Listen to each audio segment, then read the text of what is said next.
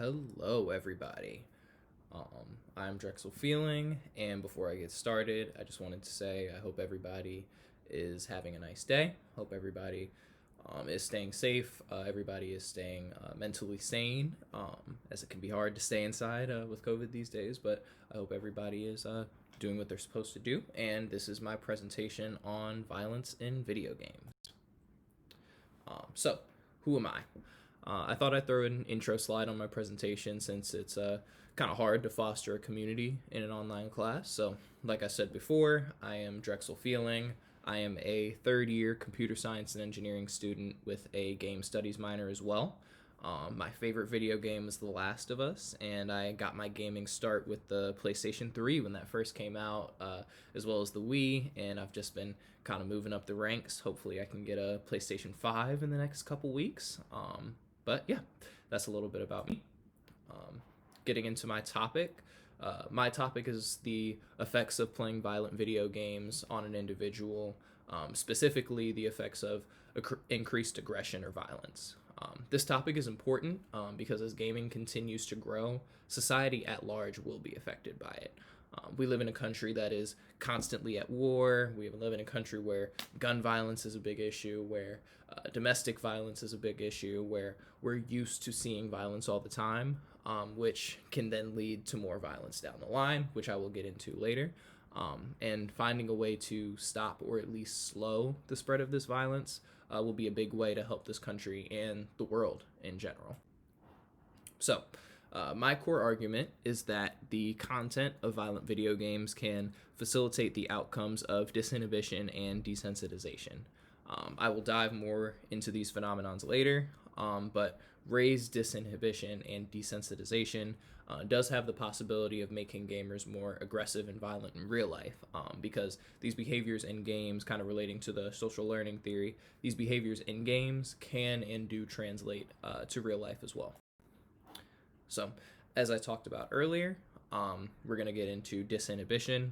This is described as the lack of restraint regarding social conventions.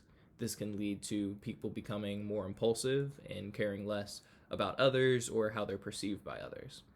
Desensitization is described as a diminishing emotional response to stimuli, and I characterize it as like the first time you hear a joke, you may find it really funny, fall out your chair, but the second or third time you may hear that joke, it doesn't shock you anymore, and you don't get that same emotional response.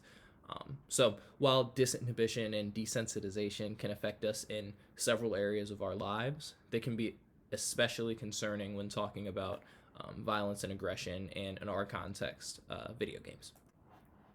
So now we will get into some of the specific content causing these outcomes.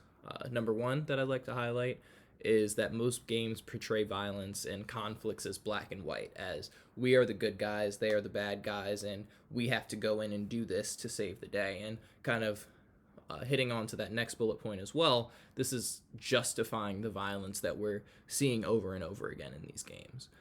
You also may see a lack of suffering. You also may see a lack of civilian casualties. You also may see a lack of even human faces on your enemies. You may be fighting aliens or something else that aren't human. And the combination of a lot of these factors can lead to desensitization. So when we see violence portrayed in a manner where no one good gets hurt, it can lead to a false premise of what violence is in the real world. And these games can also push gamers to, as I like to call it, shoot first and ask questions later. So, for example, in a game like Call of Duty Warzone, if you see somebody else down the hill and you don't shoot immediately, most likely they'll see you too and you will die. And there's the end of your game. And this can lead to disinhibition, making gamers believe that violence is always not only an acceptable response to conflict, but oftentimes the right and only response to conflict as well. So, I'm not the only one that can see these patterns. From another study, we found that first-person shooters definitely do bring out the right emotional and physiological states for disinhibition and desensitization to occur. Specifically, players can feel more powerful and aroused when playing a violent video game, which can lead to disinhibition. But this arousal also may go down with more exposure to violence, which can lead to desensitization. And you can see why this is a little bit concerning when we're thinking about how often people play first person shooters and even battle royale games as well. So, perhaps even scarier, children who play violent video games are more likely to touch, hold, pull the trigger, and pull the trigger on a real gun while pointing at themselves or others while playing, or even just watching somebody else play a violent video game. And obviously, this is concerning as well. And you can see the desensitization to how dangerous guns can be, especially with children, through this other study as well. So, why does this even matter? Why should the public care about this issue at all? As we've discussed before, gaming is growing every single day and will continue to grow with the new release of the PlayStation 5 and the Xbox over the past month.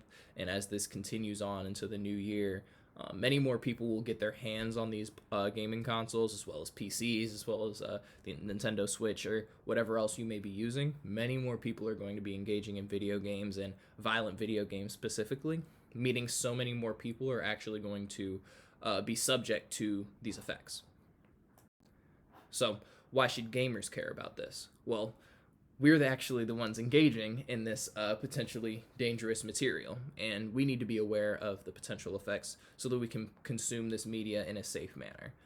Some gamers who may have already had trouble with disinhibition may want to steer clear of games that can compound that issue. And we also want to be able to self-diagnose and say, oh, I'm not feeling a little desensitized to the violence in this game, and it's bleeding into my real life as well, and just being able to recognize that and address it. So, moving on, why should the industry care about this? Well, these are the people who are actually making the games. They need to be aware of the potential effects of their products, and in certain circumstances, they may be better served backing off in some areas of violence and gore in their games. Maybe they need to add some trigger warnings in.